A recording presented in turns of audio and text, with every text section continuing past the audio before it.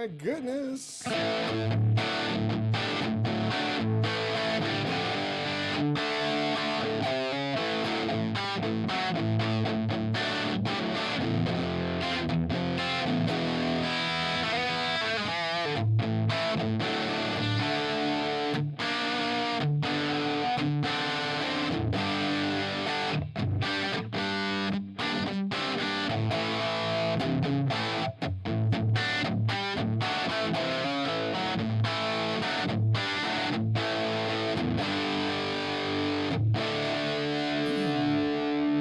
What is up?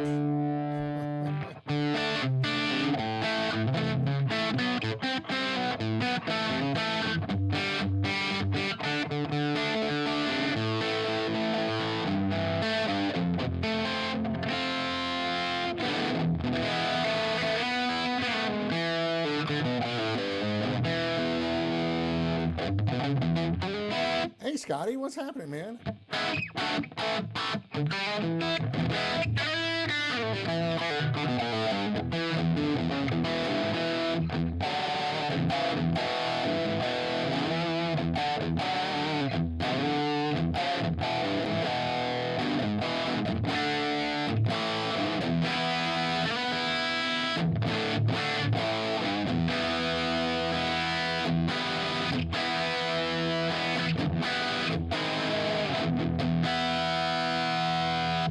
Man, do I like the producer. Producer is so great. So this is the producer 84. Excuse me, I need a drink of water. I apologize right up front.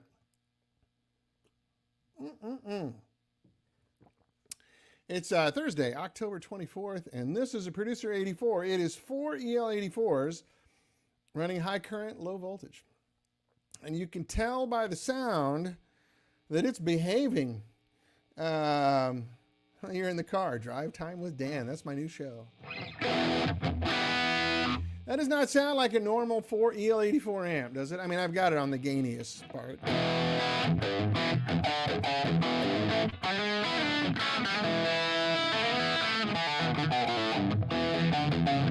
Am I through your car stereo, Scotty? Can you hear it on your car stereo?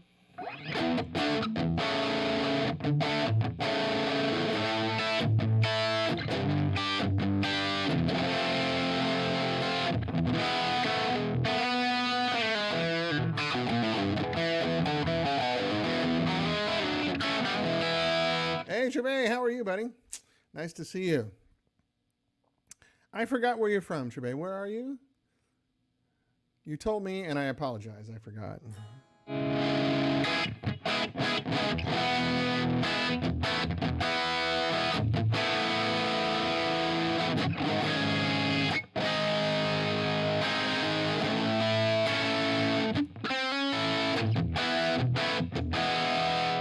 So the producer 84 is kind of, amongst the two of us, Peter and I are both Marshall queers. But bring back Lars Harvard. Oh, Lars Hovard Haugen. Oh, yeah, absolutely. Next time he's in town, I'll have him here. We should do a split screen from Norway. Love that guy. Love him and his brother. Both fantastic people. So in my mind, there's sort of four versions of an AC30. This is not a clone of that. It's my interpretation of it. So we go all the way down, like Fawn. That, believe it or not, that's the low gain setting. I mean, I've got it cranked up where it's going to get dirty. I can play you some clean sounds here in a little bit. You're in Holland. You're in the Netherlands. That's right. I apologize for forgetting, Trebe. I'm sorry.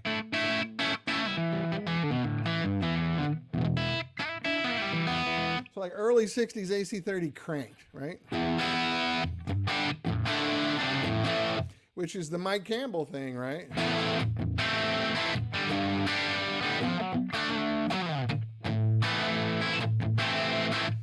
Take an early 60s AC30 and juice it a little bit. And then you get into the hot rodded AC30s, which I really like. It's very fun. Hey, Canute, how are you? Good evening, sir.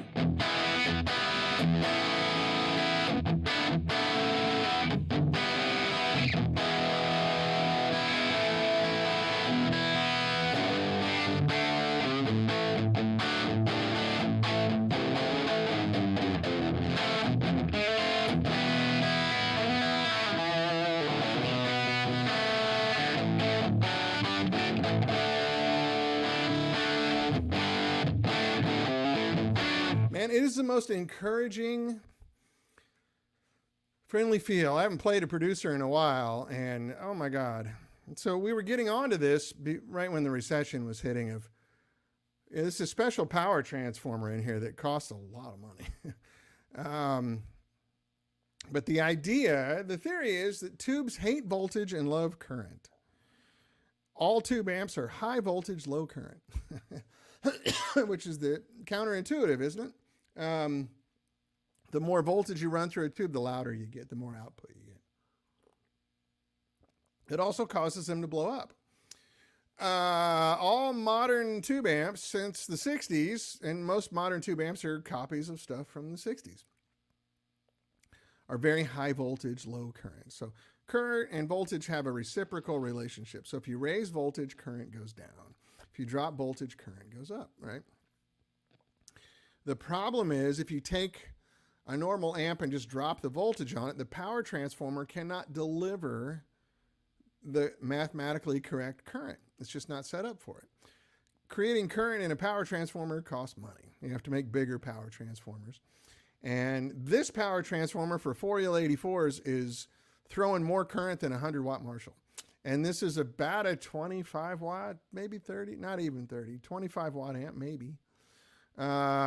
It should be 40 watts with 4 EL84s, but because we're running it at lower voltage, and then I've even got the master voltage down to 8 or something. It sounds great.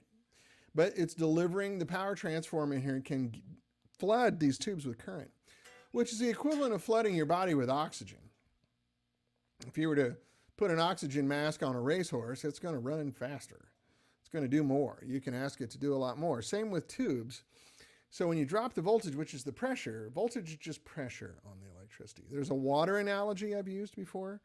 I'll get to here in a second. But when you drop the pressure on the tubes, they don't get hot. I mean, like, look, I can grab these tubes. They're warm. They're not comfortably cool, but they're not going to burn you. Like most amps will give you a second-degree burn if you touch the power tubes.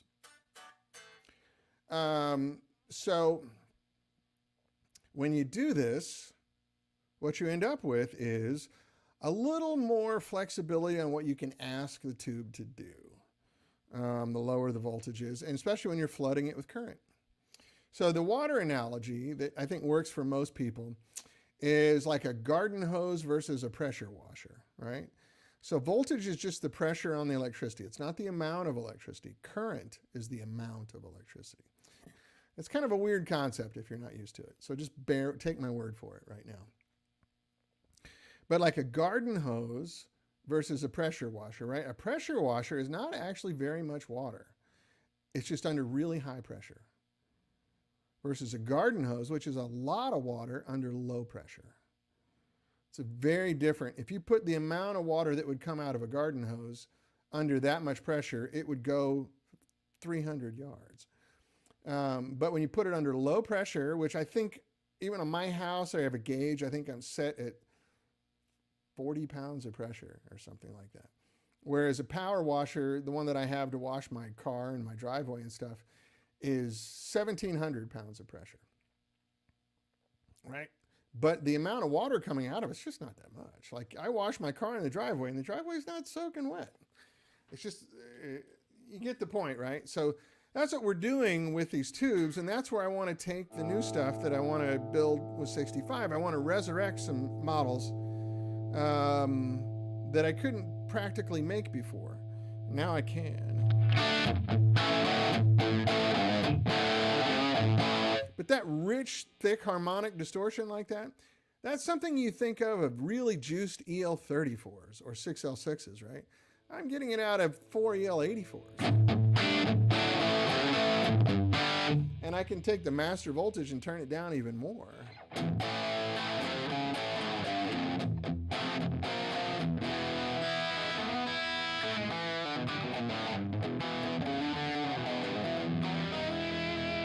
So, like on, I like it up around 8. Give the tubes a little break. It's really friendly, like under the fingers. It's really friendly. So why do you care about that? Well, there's many reasons. Besides the fact that I can get more performance out of the tube, tube life is, I don't want to say endless, but it's extremely long. We started making producers around 2011. As far as I know, only 2 of them have blown up power tubes. Now, let me give you a point of reference on that. So normally we go to NAMM. We used to go to NAMM. And at the NAMM show, we would take orders for about 150 amps usually. And we would send out those. We were pre-building, so it wasn't like starting from scratch. We would usually have 50 or 60 already built. And of our new model. We'd sell other amps, but 100, whatever new model we came out with, we'd sell about 150 of them. And out of those 150, right out of the gate, 15 of them would blow power tubes pretty soon. That's just the nature of tubes. I think the Latin term is succus maximus. Tubes suck, but nothing sounds better, so we live with it, right? It's like dating a really beautiful girl that's in a bad mood, it's okay. She's hot, right? So we're taking that off the table. Literally out of the hundreds and hundreds of producers we've made, there's only 2 that I know of that have blown a tube. That's a level of reliability you don't even have in solid state or digital amps. And that's why you never see these things for sale. No one gets rid of them. You can run them, and the volume's a little bit lower. It's not really drastically lower. It's not like bedroom volumes, but if you drop the master voltage, it gets really quiet. But for like an AC30, even though it's not a 30 watt amp, right? That's just the model number. It's actually a 44 watt amp. You get about 22 watts out of a pair of, well, let's say 40 watts to be safe. It's a 40 watt amp. That's loud. That's, a 50 watt Marshall they're the same volume. An AC30 is as loud as a 50 watt Marshall. I've got something now that's maybe just a little bit louder than a deluxe. It'll run a 412 cabinet just beautifully.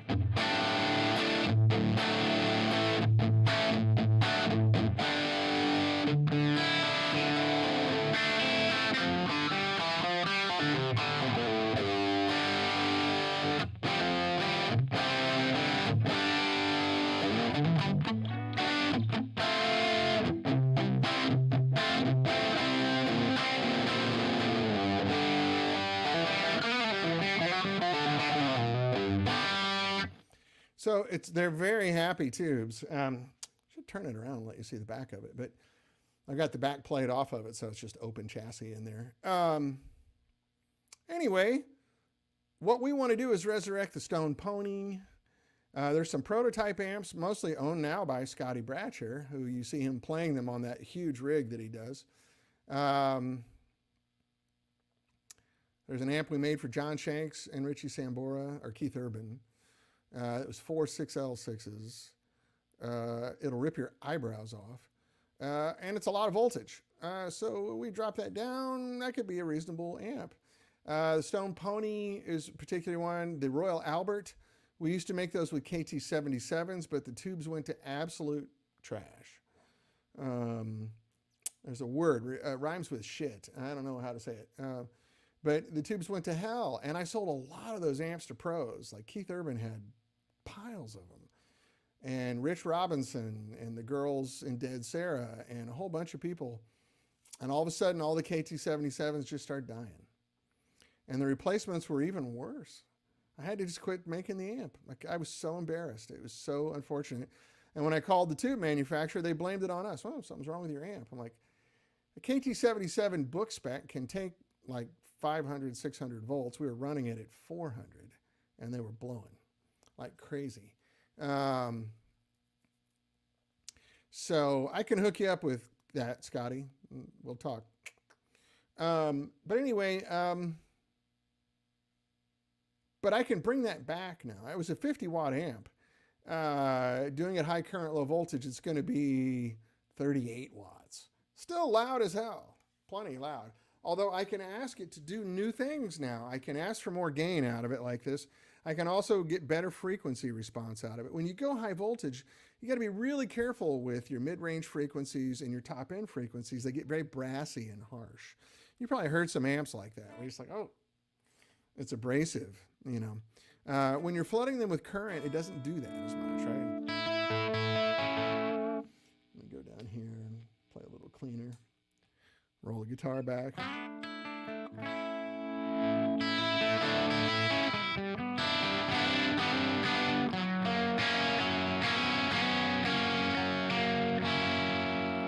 I'll grab some other guitars here in a minute, maybe a Strat or a Gretsch. Gretches are great with this amp. I like Gretches with everything, though.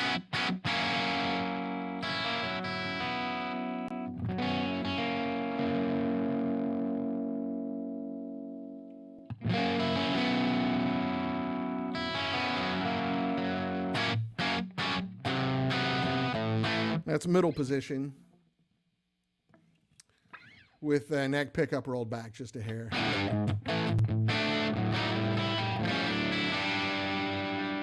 Neck pickup.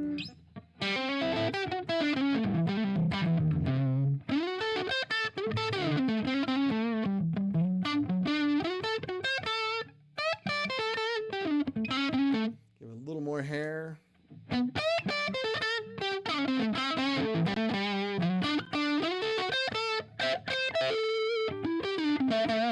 Go up to the dirt.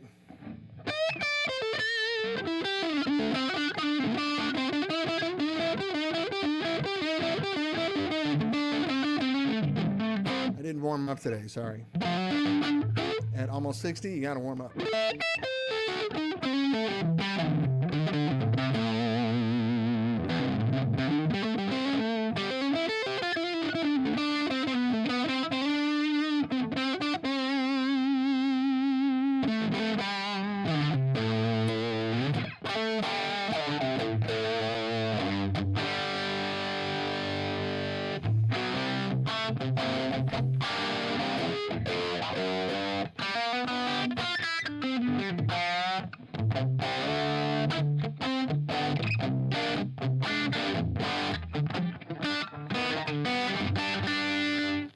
John Hatton. Oh, you know what? I missed your email. I apologize. John is over on YouTube. Emailed you about prices. The 84 is my dream amp ever since I played one at Peach. Oh, right on. Did you get my email? I will look for it again. I may have missed it. I literally get hundreds of emails a day. So I'm sorry, John. How long ago did you send it? I apologize. I'm not ignoring you. Trust me, I'll have selling amps. Kevin Miller says, hey man, I think, in quotes, I'd really want a Vox style cut control on a Producer 84. I love the way it sounds and feels when the cut and treble and bass are dialed just so. Maybe an EF86. Oh, you want a different amp. Yeah, this is not that amp. I do like, there's a lot of great controls on the amp. You have a lot more flexibility than you do with an AC30. We're going to make EF86 amps that are high current, low voltage, but in theory, we could make a version of this with EF86s, but with an EF86, but we don't right now.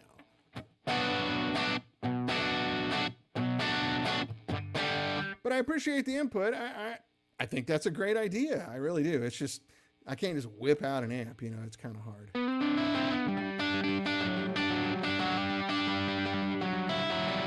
Kick the ball around, man. It's all good. He says, I'm just kicking the ball. Please do. That's great. I love the thoughts. It's great. I agree with you. That would be...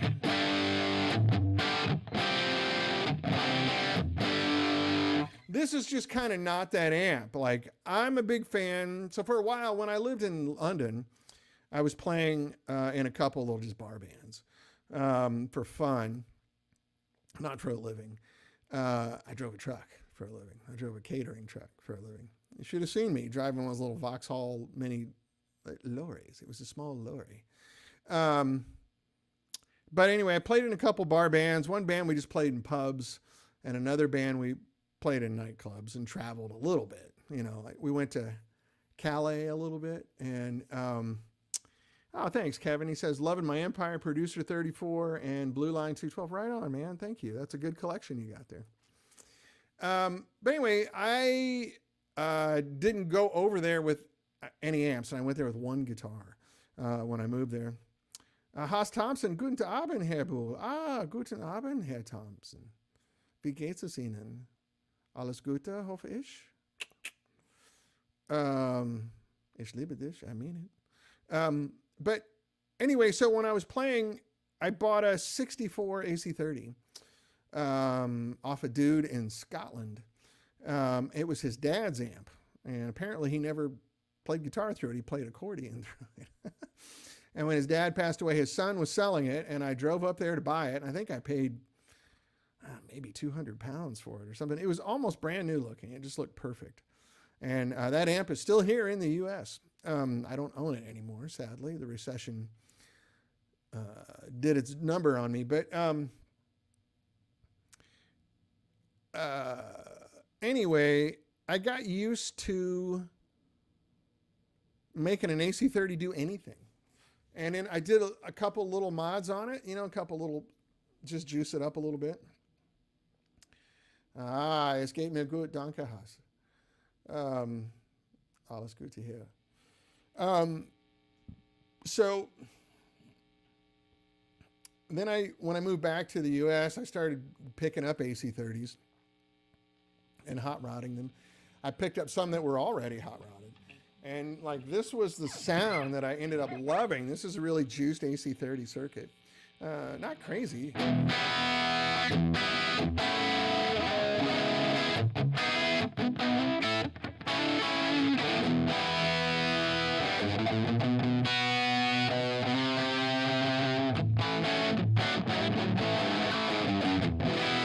Man, you can just do anything with that.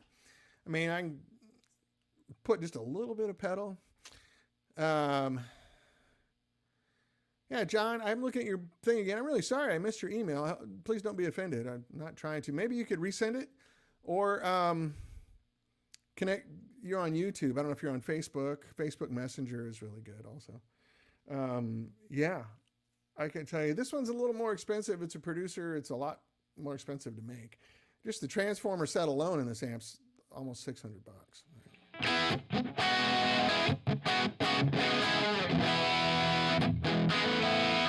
Charles Olivier, hey, how are you, buddy? Good to see you, my old friend from Musicians Institute.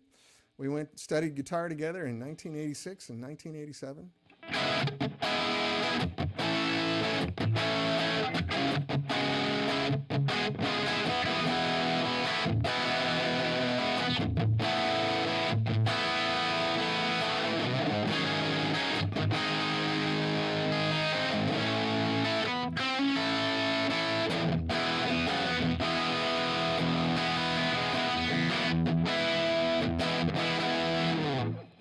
All the best from Zurich. Oh, excellent. Thanks, man. How is Switzerland this time of year? Of course, you're in the French-speaking Swiss people, aren't you? My French is so bad. I took French in high school, and high school was a little more than 10 years ago for me. Matter of fact, it was, I graduated 41 years ago from high school, but...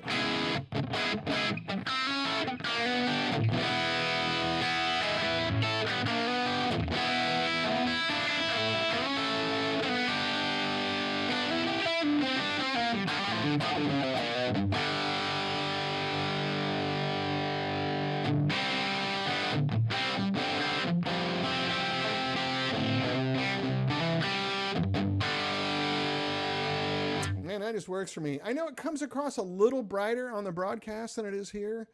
Let me just take some treble out. Just a little bit. Just in case. So I know when I listen to the playback, it comes off pretty bright. A lot brighter than what I'm hearing in here.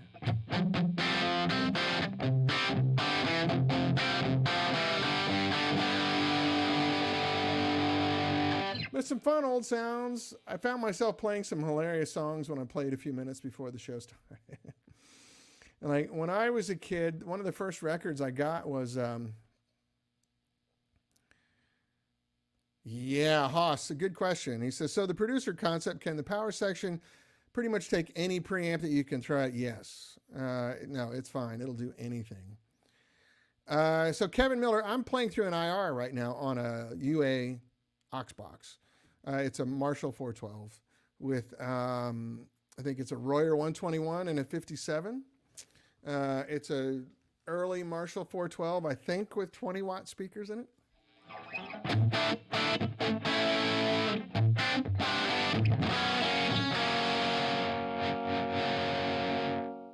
Ja, wir können Deutsch sprechen, Charles. Und wie ist das Wetter aus der Schweiz?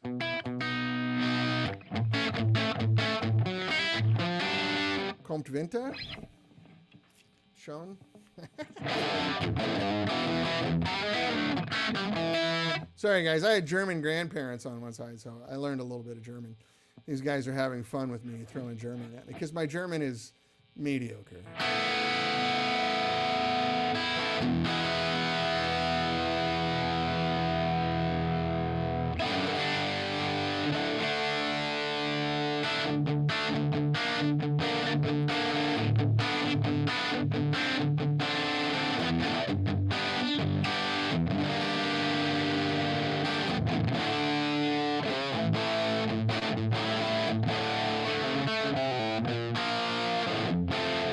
Ja, einmal Schnitzengruben. Bitte, baby. I am not from Havana. Yeah, good reference, Bob. Good reference. 5 points to Bob Barris. Everybody gets points for Mel Brooks references. And you got a movie written by Mel Brooks and Richard Pryor. Come on. Can it get any better than that?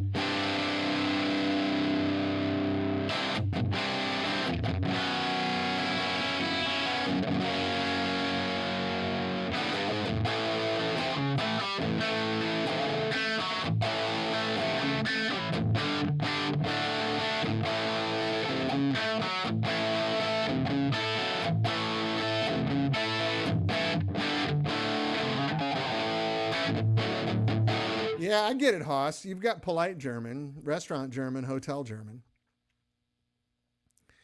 I get it. When I lived over there, I got pretty good at like road French and road Spanish. And I could get by in German. I'm not fluent in German. I'm not discussing politics or philosophy or anything, but I can be a friendly guy and nice. The problem is I'm so rusty. It's been so long. My grandmother taught me German, and then I took some in college, and I just haven't used it in God knows decades. I graduated from college 30 years ago. That's last time I really used it. And my grandmother, rest her soul, passed away 36 years ago, and so I don't use it. Ich vergesse ein Wort jeden Tag.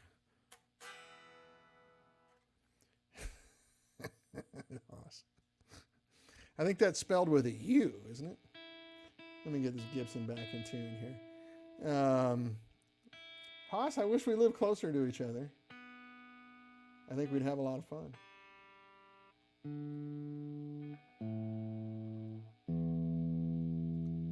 It's close enough for rock and roll.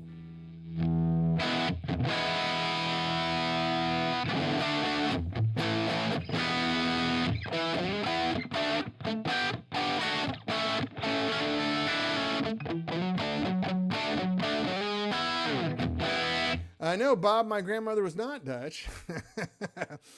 To tell a family secret, she was Deutsch. But yes, I get your reference. It's really good. Could the whiskey loop work in a producer? Yeah, it could in theory.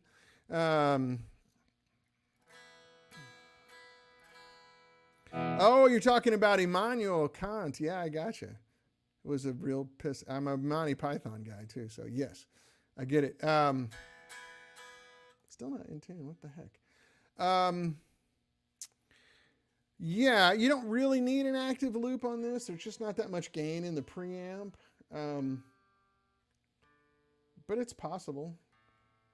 We could put an active loop when we start making them again. Probably a smart idea. Anyway, people seem to think that's really important. I don't. But I like to make things that people want.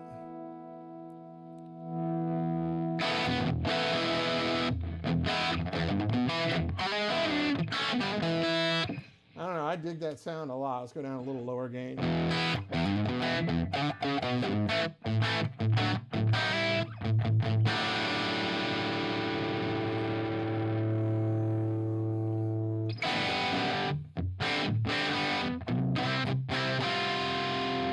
Yeah, the Philosopher's Song by the Pythons. Yeah. Gary and Phrase book. You got it. I'm sorry, this is abuse. Arguments down the hall.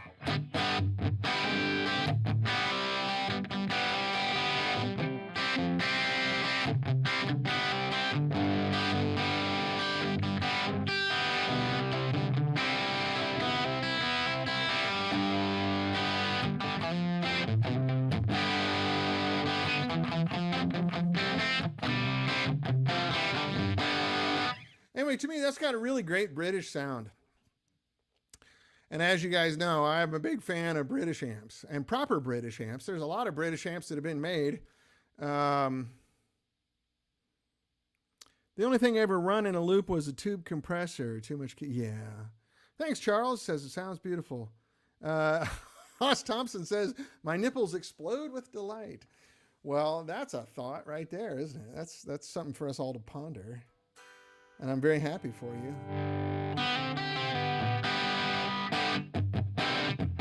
But what you're hearing is the influx of current. It's twoo, it's twoo. It's wee twoo. That's right, Kevin. Good, Mel Brooks. Another 10 points here. That's great. I don't know, a lot of Europeans might not be Mel Brooks fans, but we're making references to Blazing Saddles, one of the all-time funniest movies ever, and it's so politically incorrect by today's standards, they can barely play it on TV. It has to be played late at night, and they have warnings. All of beware, you're going to hear language, and don't hurt your feelings, because people are now afraid of words.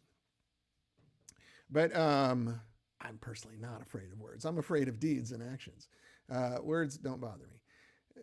But call me weird. I'm weird. Anyway,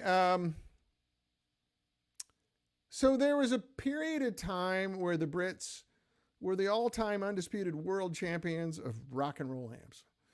There's a few Fender things to mention there, but a different sound. You know, Fender amps kind of come from the school of rock and roll that blended country along with R&B and stuff like that, and jazz, right?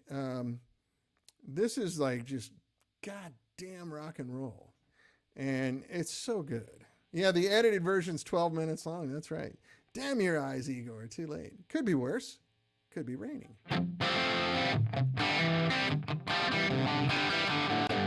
So there's a little bit of tone and performance in there that doesn't really have adjectives. But there's a percussion that you hear in the top end of this. And there's a crispness when I do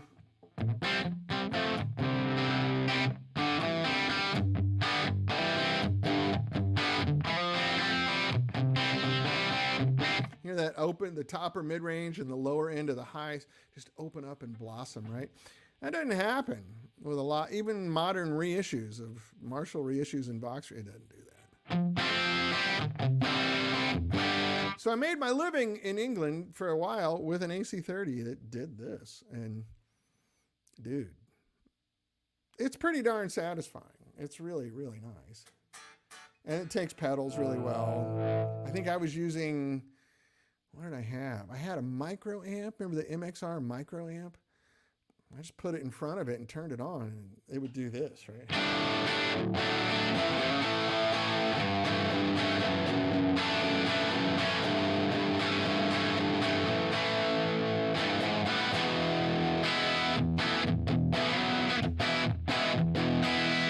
go up to even higher gain.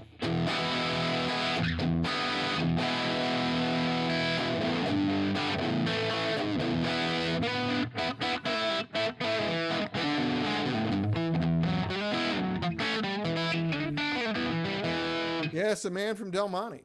That was me. I was really more in the pineapple division of Del Monte, more than like the green beans.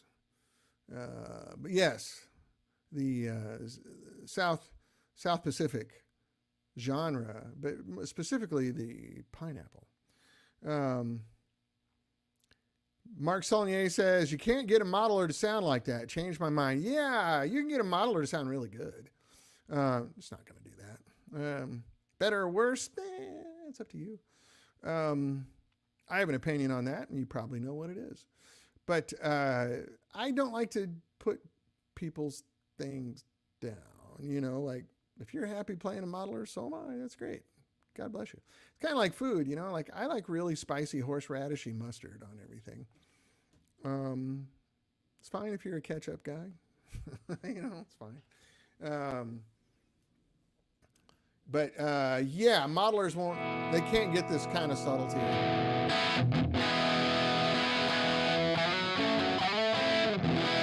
But modelers are getting better and better every year. I mean, I don't doubt that it'll happen. I would never say that. You know, they've come so far.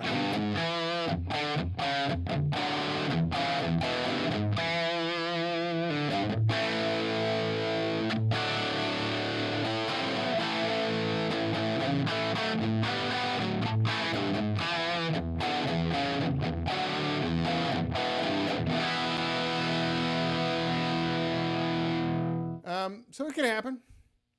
It's not there. I hear lots of modeling stuff that sounds really good. And I play modelers all the time because I work, you know, with Line 6 and Roland for a long time. Sound great. It's just different.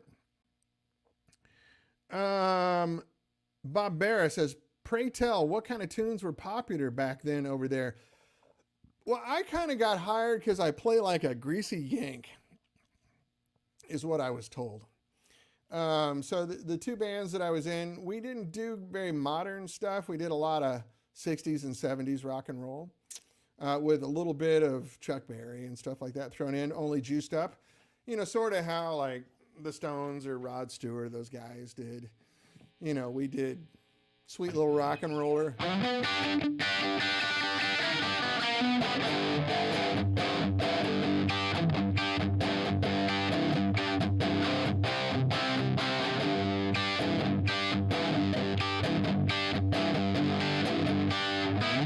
A lot of that kind of stuff. Rolling Stones did some Beatles tunes. You know, just kind of rock and roll. It was very fun. Great time. Both bands, nice people, fun gigs, receptive audiences. This is back in the day for those of you that are under 50 or maybe mid 40s. Believe it or not, there was a time when a rock and roll band would fire up a song and everyone in the room would get up and dance. I know. Isn't that crazy? Adults dancing. So, yeah. I had a really good time. And I think I might have told the story, so forgive me if I'm repeating myself. Trebay says, you ever consider an ambient light behind the grills? Yeah, we've tried that. Honestly, it looks a little gimmicky. But if you're in a dark room, you see the tubes glowing in there, and that's pretty good. Yeah, the Beatles tunes were fine. You know, they weren't, this was a long time ago, you know, 30 odd years ago. They just weren't, they were still old, but they weren't like ancient then, right? So, you know, if I did, you know, like...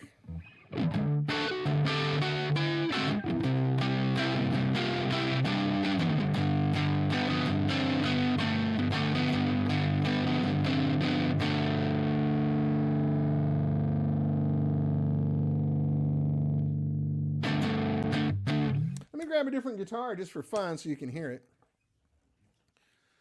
All right, quick. I need you guys to answer really fast. Strat or Gretsch? Strat or Gretsch? Strat or Gretsch? Let me know. Gretsch sounds really good through EL84s, but so do Strats. They sound killer. Strats sound good through anything. But let me know. First couple answers here gets it. I know there's a delay, so I'll hang out. Gretch, Haas Thompson, Gretch. We got one for Gretch. Gretch Filtertrons, that's two for Gretch. I think I see where we're going. Let me grab the Gretch. It's a Gretch, so I got to tune it for a minute. You know how they are. They take a minute to settle. 3 Gretches. I get it. Thank you, guys. You have good taste. I know my crowd is both. We have a both. All right. There's 4 or 5 Gretches. Right on. You guys are stylish, tasteful, and elegant. But it was going to take me a minute to settle this guitar down. So please be forgiving, okay?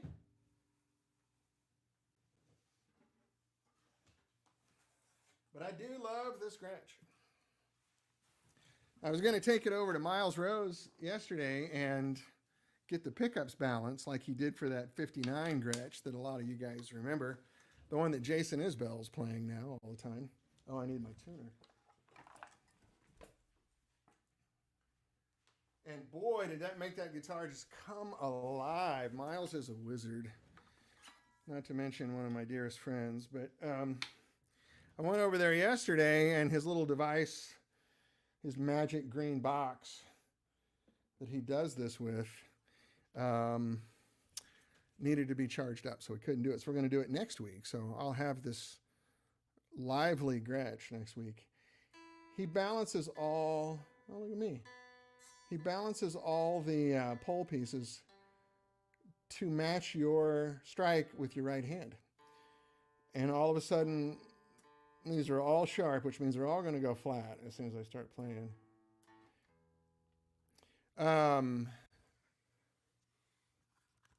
It makes the guitar just come alive, and all of a sudden it becomes your best friend that's really encouraging. It's a great thing that he does. Not going to stay in tune here, so just be patient with me, all right?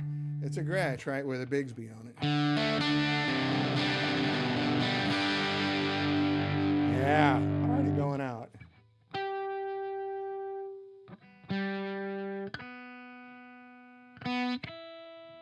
I apologize. Normally when I play this Gretsch on the show, I'll play it for like 15 minutes.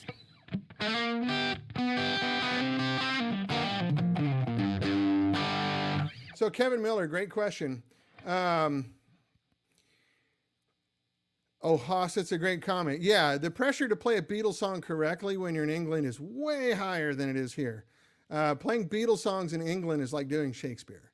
You have to hit everything correctly. And I don't, if I was playing in a band and I focused, I play a lot better than you hear me playing it here. But I took it very seriously, and I knew my audience. And, like you see guys in Shakespeare, there's people in the front row with the original text going, oh, you blew that, you missed a word. That's the way it is playing Beatles tunes in some parts of England, especially when you're up in the north.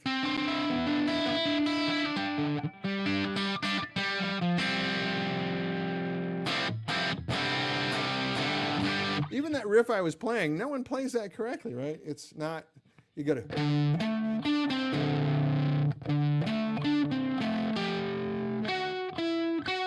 Most people just play it. It's not that.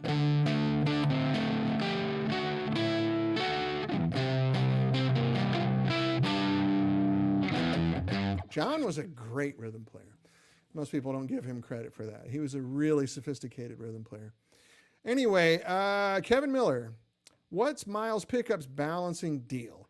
It requires the individual player to play. Yes, you got to play for him for about 20 minutes. And your guitar is hooked into this, I don't know what it's called. It's a magic green. Hi, Phil Hadaway. How are you, buddy? It's a magic green box.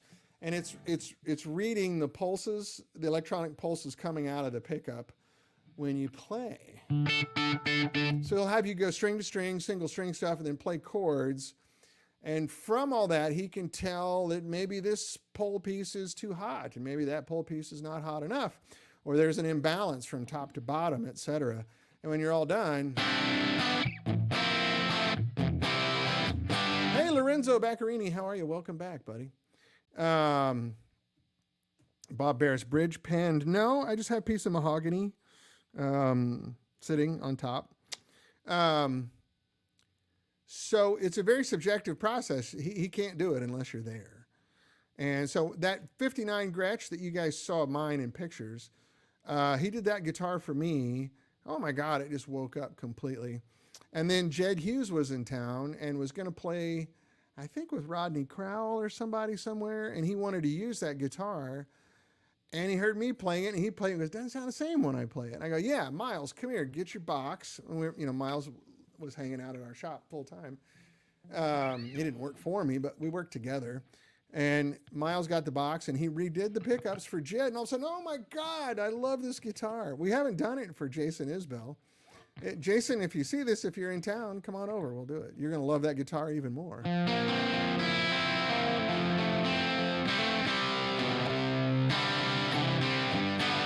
Let me turn the volume down here and get a little cleaner. Yeah,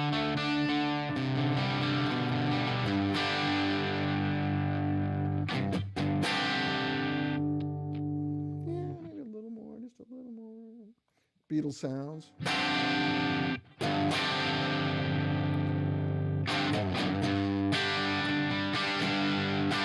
Whoops. So even like that, like some quick inside Beatle tips, like I gave you the, right?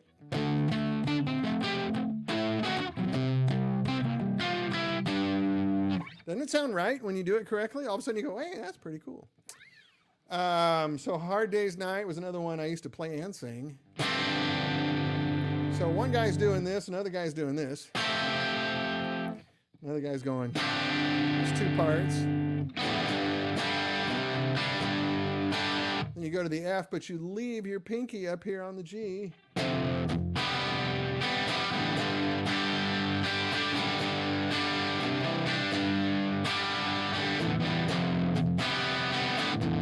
So you get that weird dissonant chord.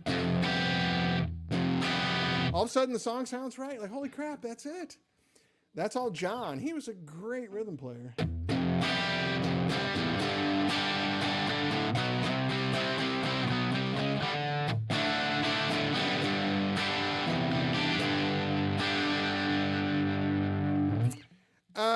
Trig, hey, how are you, man, from Norway? Is it a push-pull volume buttons on both channels on the producer? Yes. If I pull it here. So you got that, and then you can go even higher.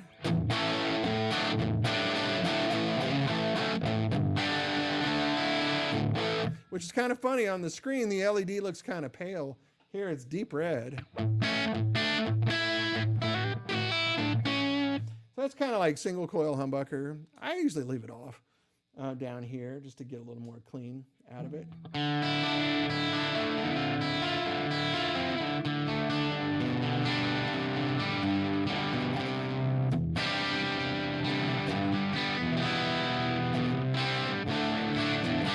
Hey, Mike Bledsoe, how are you, man? This is a Gretsch 59 Jet Firebird reissue. It's nothing stock about it, though. Tom Jones, TV Jones, made me some pickups. I talked to him for like 2 hours on the phone. If you ever get a chance, call that guy. He's so nice. We talked for a long time on the phone, and he goes, all right, I think I know what you want. And he made me some, mildly whatever pickups. I wouldn't call them custom made, but just a little bit odd. And I love them. And then the bridge, I took the bar out of the Bigsby. This is German stainless steel from Callahan. More Smokey Robinson. I can do that. This is a roller bridge from Stumac that's also German stainless steel, so it rings. I got a really nice piece of mahogany underneath it. It's not the one that came with it. I got a bone nut from Michael DeTemple, who made me a custom nut to make sure the strings are all lined up right.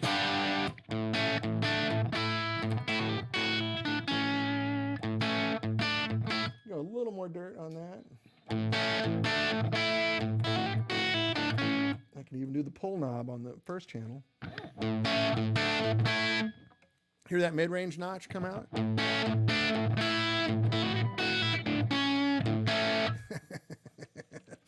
Hoss Thompson, that's a great question. Thank you. During your time in England, Did you cut down the mightiest tree in the forest with a herring? No, I tried, but I did bring the knights back some shrubbery.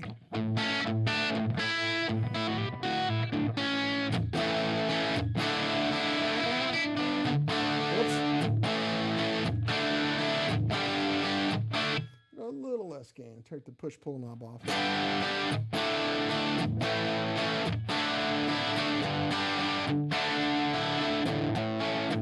I have never played the Elliott Easton, Kevin. Anyway, Mike, if you go to the beginning of the show, I started with a Les Paul. And I just switched over to the Gretsch here a few minutes ago. Wow, it's already 12:50. Man, you guys are fun.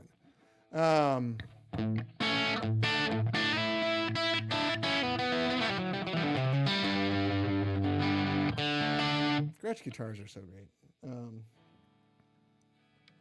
Let me just top this off here really quick. It's just starting to settle. All right, not bad.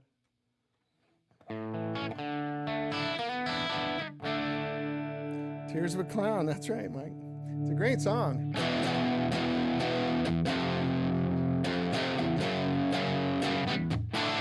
Tears of a clown when no one's around. I will not insult Smokey Robinson. Phil Hadaway says, following the Matthew Sweet story, no, I saw his post, was it last week? Where he said he had to quit playing. Is he okay? I know Matthew, he used to live here, of course, and he used to come over to my house a lot.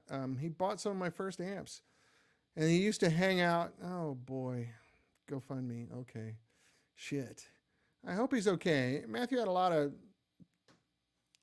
challenges, and he's not okay. Oh boy.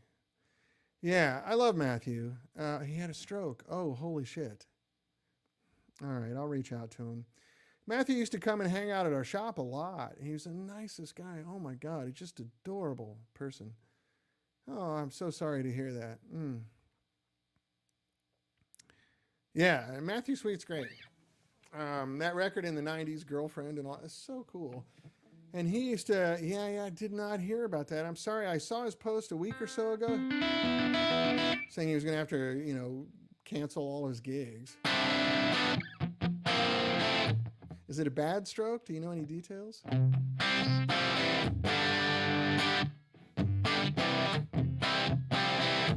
They've raised $400,000 already. Oh, must be bad.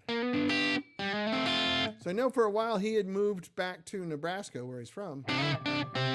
We kind of had this Midwestern corn-fed brotherhood, me being from Missouri, him from Nebraska. And he's from Lincoln, Nebraska, which is the college town, right, where the Cornhuskers are from, and I'm from Columbia, Missouri, where the Tigers are from.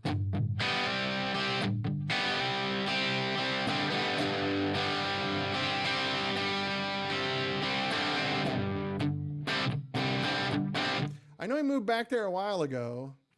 I know he had some health issues. I didn't realize it was like that. Jesus. Oh, I'm so sorry to hear that. I like that guy a lot.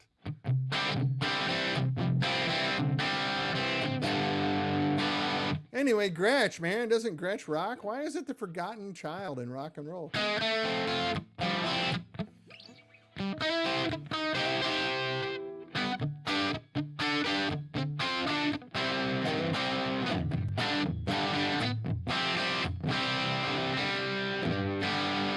But that record he did with Susanna Hoffs, Under the Covers, 1 and 2, most of that was a London.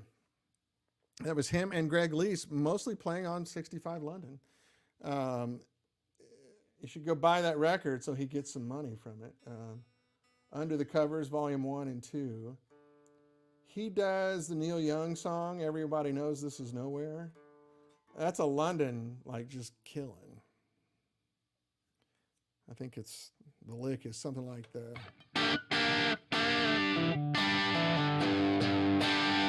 kind of thing. Haas Thompson correctly states, thank you again, Haas, we should do the show together.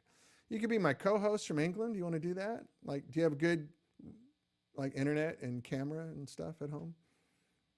Haas Thompson correctly states The Gretsch is only forgotten by the ignorant. That's true. I love Gretsches. I have always loved Gretsches. I think they're just monstrously great rock and roll guitars. And I'm playing it really dirty. I mean, I can really make this clean.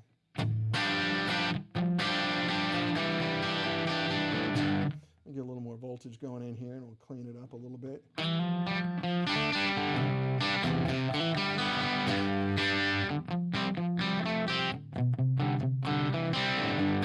Kevin Miller says, I can't believe I'm saying a little less gain. That's what I'm trying to do for you here.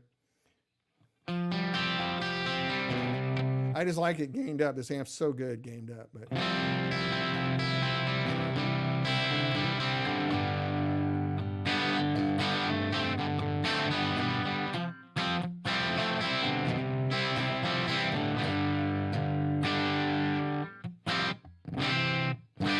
iPhone works pretty well. I have this camera called a Lumina camera. It's kind of like $200 here. There you go, Kevin.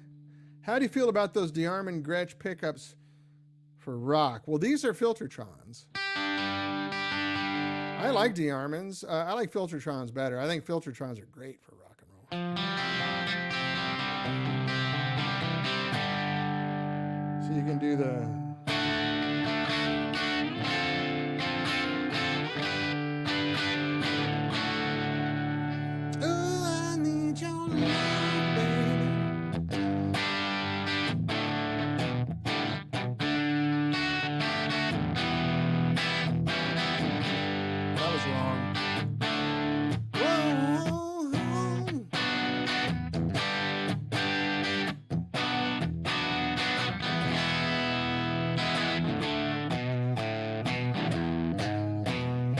Hey, Justin, how are you, man?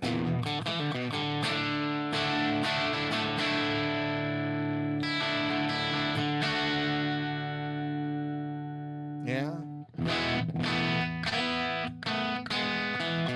It's really a Strat thing for Nowhere Man. I don't really have time to grab a Strat, but if no one buys this, I'll have this here next week. He's a real Nowhere Man.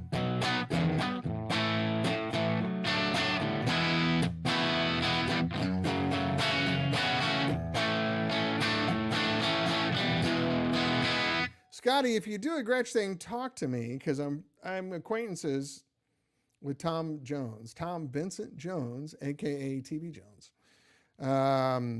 We can hook your brother up. Yeah, man, thank you, Justin. You missed the dirty parts. We're down to the clean bits now. I started out with a Les Paul and then moved to the Gretsch just about 10 minutes or 15 minutes ago. Now we're getting down to the good Beatley stuff.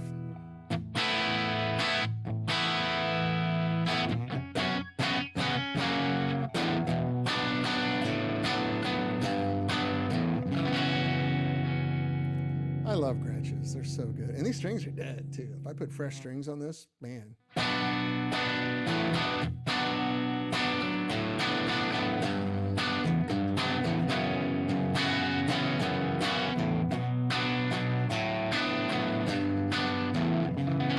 Yeah, White Penguin is kind of a big, clunky, dead guitar, Scotty. I'm more of a country gentleman, Jet Firebird. This is whatchamadoodle, Duo Jet. I said Jet Firebird earlier because that's what my red one was. This is a Duo Jet. The only difference between a Jet Firebird and this guitar is that the Jet Firebird has a red top on it. That's the same guitar.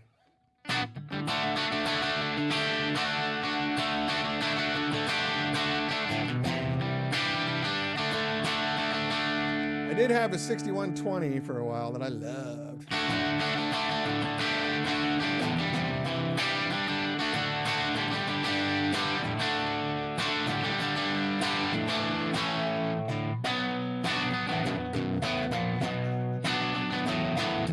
I haven't played the Elliot Easton, Kevin, but I have played the Malcolm Young one, and it's great. I have played a Billy Bow that's great too, Scotty. You're right, that is a good guitar.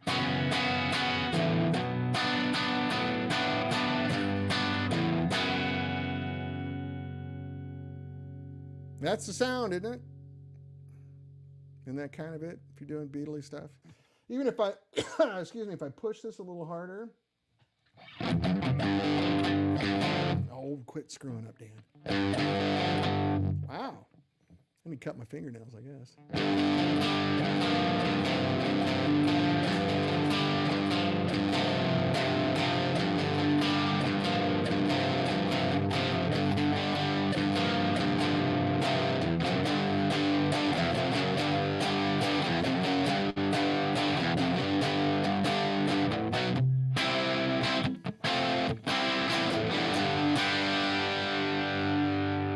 It's a good rock and roll sound, man. 7120 Vox match. Yeah, that's right. That's right.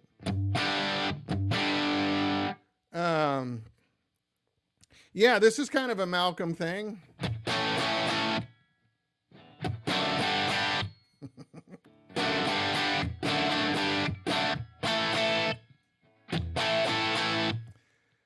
AC/DC records are not dirty, everybody. It requires you to beat the guitar, though. You got to hit it hard to get that sound. It's your brother says, my Japanese flightless waterflower rings really good. Oh, yeah.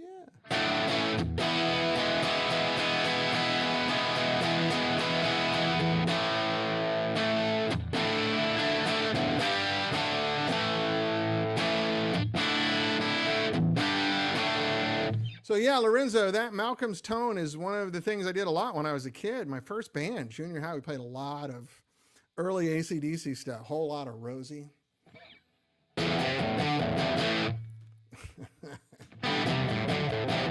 Want to tell you a story about a girl I know. That sound, that's great sound.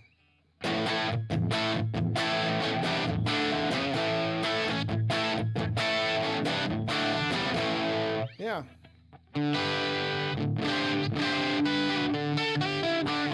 Whatever it is, I always screw it up.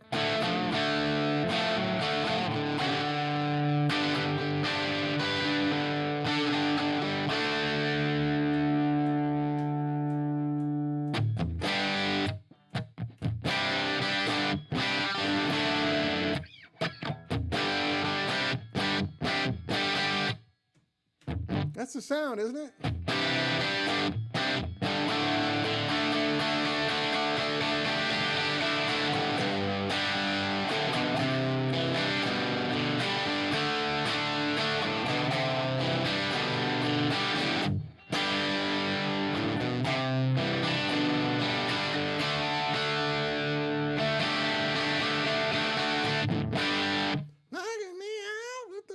Yeah, you get it.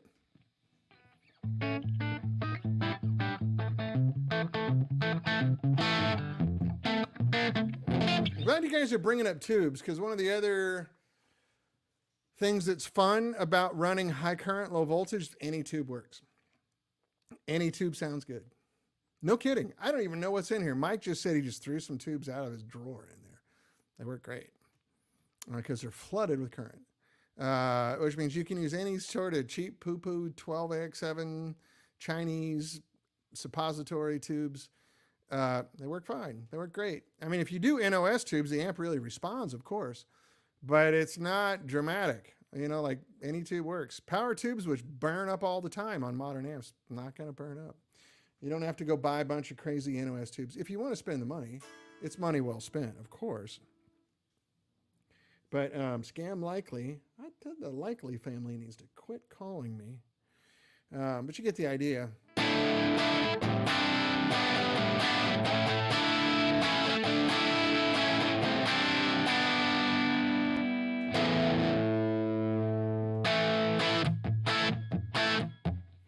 What is it? What AC/DC song was I just thinking of?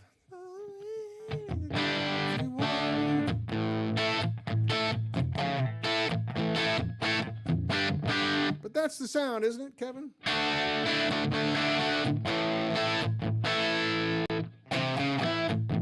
I know how to play so many AC/DC songs from childhood that I've forgotten.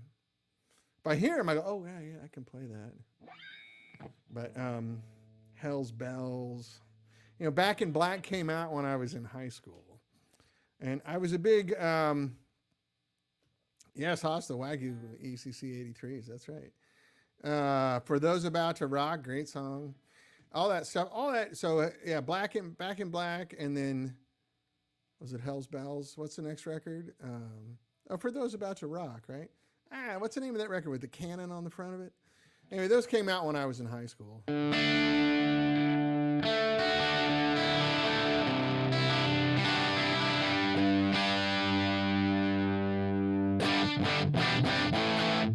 you kind of need a Gretsch to do that stuff, because most of what you hear on an AC/DC record is Malcolm. Angus did the solos, but from what I understand, when they were recording the tracks, all the rhythm stuff was pretty much done by Malcolm. That's the record's actually, yeah, for those about to rock, right? Those are great records. They're really good. I mean, I kind of got exposed to AC/DC before Brian Jones took over, when Bon Scott was still alive. They're both amazing. Sorry, it's 40 years ago. I'm forgetting. But I remember Back in Black was like 1980, 1981, something like that.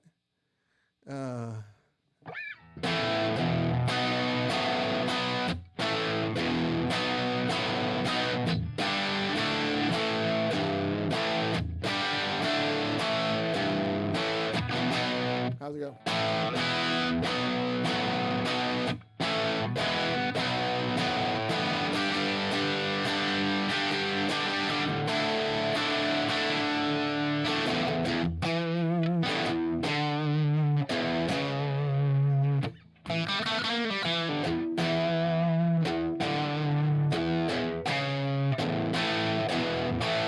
Yeah, that's the sound. Gretsch is it, baby. And a proper British amp. Can't fake it. Hoss Thompson, I'm going to put this away. We've gone over an hour already. If you have Malcolm Young, why would you let anyone else do the rhythm parts? Good point. Good point. Kevin Miller says, my Empire on channel 1 and 2 does that, Malcolm. Yeah, it does. It does. That's right. Whip crack on the high. Yeah, that's right. You can do it. That's a very proper sounding British amp too. You can tell what Peter and I love, right? We love proper British amps. And a lot of people only know those amps from records. You can't really build an amp to sound like a record. You have to build the amp to sound like the original, so that when you're actually playing it and recording it, then it sounds correct. So Peter's still doing it, of course. I quit playing for a living like 30 plus years ago. 1992 is when I quit playing for a living. But I had my first paying gig in 1980. So that was kind of the window that I was playing for money. Anyway, you get the point. So you got to spend some time with these amps, and your level of analysis changes. Like, I literally was making money with an AC30 in Britain, so I got into them. I loved them. And growing up in Missouri, there weren't a lot of Vox amps around. Let me put this up really quick. I can take my headphones off now because I don't have to listen to the guitar. Oh, I didn't mute anything again that time, did I?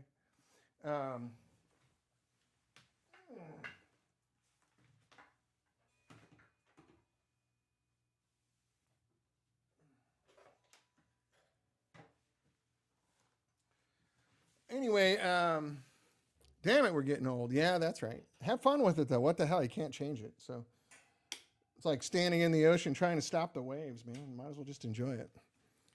Get wet. So anyway,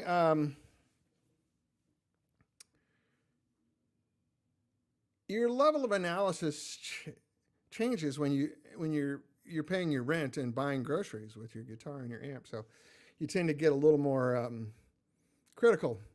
You have higher standards, I think. It doesn't make better or worse. It's just different. You think about it differently because you get paid to sound good and you get paid to play well. And if you don't do those things, the landlord does not care. The guy at the grocery store does not care that you're short because you suck. Well, Haas, that's a good point you bring up. Haas says Vox in America was a different thing, though, wasn't it? We had both. We had the JMI Voxes here, and then we had the whatchamadoodle Voxes made here in El Segundo. But that was later. There was a period where we had JMI Voxes here only. And why am I blanking on the name for the ones made here? Thomas Organ. That's right, Thomas Organ Voxes. Those kind of started happening around 1966. And at the same time, the JMI Voxes, which are the way better ones, made in Dartford, England. The JMI Voxes were coming in still, just not very many of them. And then I think the Morris Group bought Vox in 65 and tried to up the production because Tom Jennings and Dick Denny, JMI, Jennings Musical Instruments, were having a hard time keeping up because of the fucking Beatles. The Beatles came out and everybody wanted a Vox, and they couldn't make them fast enough, and they were on the verge of going out of business. So they made a deal with Thomas Organ to make Vox-ish kind of amps as a way to save their company.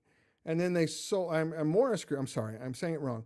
They sold it to Morris Group, who had a lot of money, to try to increase production. And they stayed on as consultants. I know this because Derek Underdown, who's their head engineer, I spent a lot of time with. He kind of became my mentor. I talked to him a lot. And he walked me through the chain of events.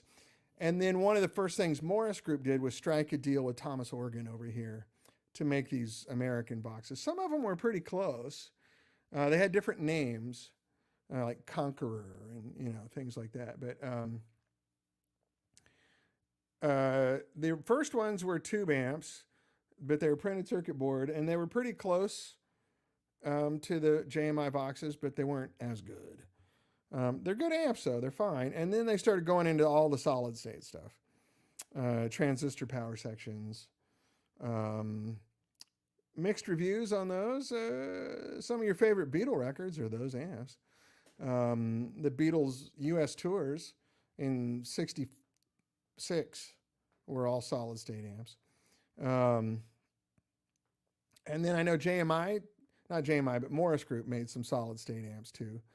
They had things like a mid-range booster, the MRB, built in. Kevin Miller says vintage AC50 head. Yeah, AC50's killer. I had two of those. I sold them both to Tim Pierce. For a while on Tim Pierce's show, you could see AC50 heads behind him. Those were mine. I had a tube rectified one, which is really rare. I've had some Vox snobs call me a liar and say they never existed. I had one. And then the other one was solid state rectified. People get very emotional about Vox amps. So I know more than you do. I'm like, well, okay.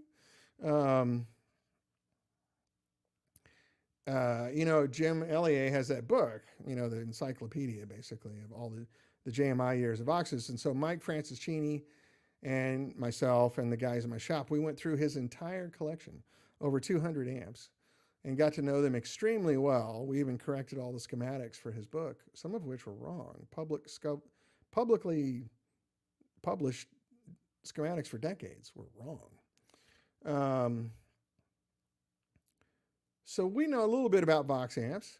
So I think it's funny when strangers on the internet try to tell me that I don't know something. Like I owned an amp, 2 EL34s with a tube rectifier in it, and GZ34 rectifier, and they tell me you're a liar. Like, okay, well Tim Pierce is playing it on his show. Internet's funny.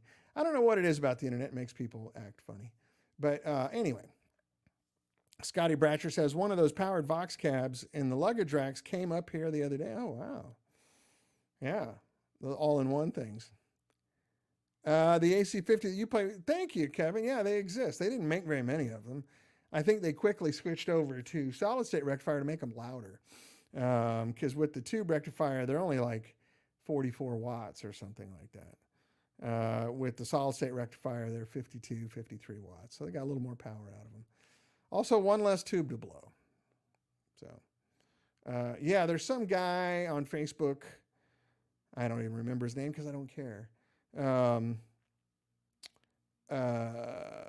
Who was, what's the right way to say it?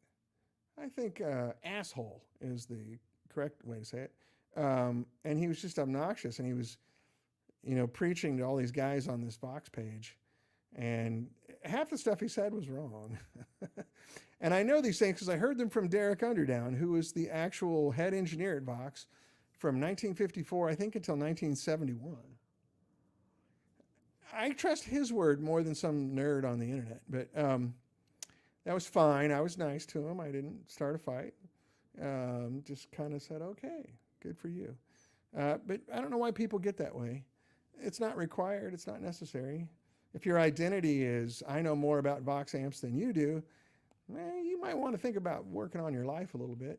I know a lot about Vox amps, but I'm never going to sit there and say I know more than you or you or you. I just know what I know, and I'm happy to share it because it's not intellectual property. It's public knowledge, and I heard a lot of it directly from the dude. Anyway, Vox amps are great. JMI Vox are special. I think Haas, you remember, that's right, Lorenzo, smart asses are smart asses. Yeah. I'm honestly not bothered by it. I was more entertained. I'm like, what? What are you doing? Why are you? Anyway.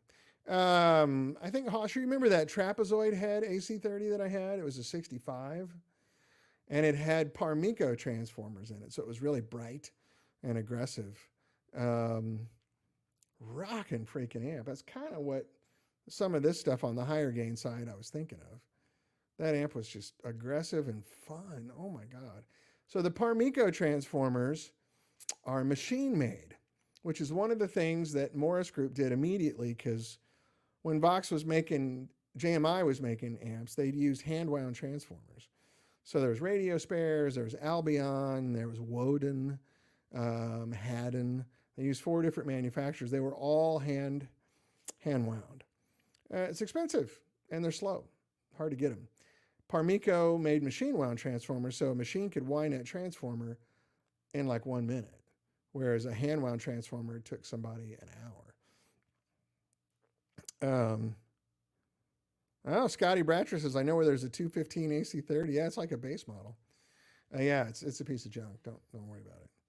But anyway, but the machine wound transformers are brighter and they break up faster. So with those Parmico transformers, the AC30 suddenly got really aggressive. I like both. I mean, I love that trapezoid head that some of you guys might remember. That thing was aggressive. It was really great. And that's kind of what the second channel on this is. Even though I have hand wound transformers in here, I was trying to want to emulate that crunchy forgiveness of that trapezoid head that I had. It was a really good amp. Loved it. Well, anyway, guys, we're at like an hour and 17 minutes now. I know we could sit around and talk all day, and we still got a good crowd here. So, but I think I'm going to have to give it a call. I have to call it right now. I haven't eaten lunch. I barely ate breakfast. So I think it's time for me to eat some food. I've got some work to do that's important. And I don't have any updates on what's going on with 65 other than we're having meetings. So far, very positive. I'll share with you whatever I can. But anyway, this producer is for sale. It's a good price. Brand new, this head was $3,500. I think if we made it today, it would be closer to $5,000. So we will give you a very good deal on this. We will save you a lot of money over that. This is brand new amp, unused, with warranty, full support from Mike and myself. Brand new cabinet, everything's new. So it's a good time to jump on it. And John Hatton, I will look for your email. I know, Scotty, you were talking about this too. So let's talk. Anyway, I do got to go. I'm starting to get really hungry. I love you guys. It's really great sharing time with you. Cheers, nerds, says Bob Barris. That's right. Cheers, nerds. Anyway, I appreciate you spending time with me. I know your time's valuable. I hope it wasn't a waste of time. It wasn't for me. I had a great time. I'm really slumped down in my chair. Let me grow up a little bit here. Yeah, Phil, you're here. Glad you're here too, buddy. I appreciate it. Treve, bon appetit. Thank you, sir. Thank you, Phil. Anyway, I'm going to sign off right now, and I'll see you next week. And I love you, fellas, and I appreciate you. Take care.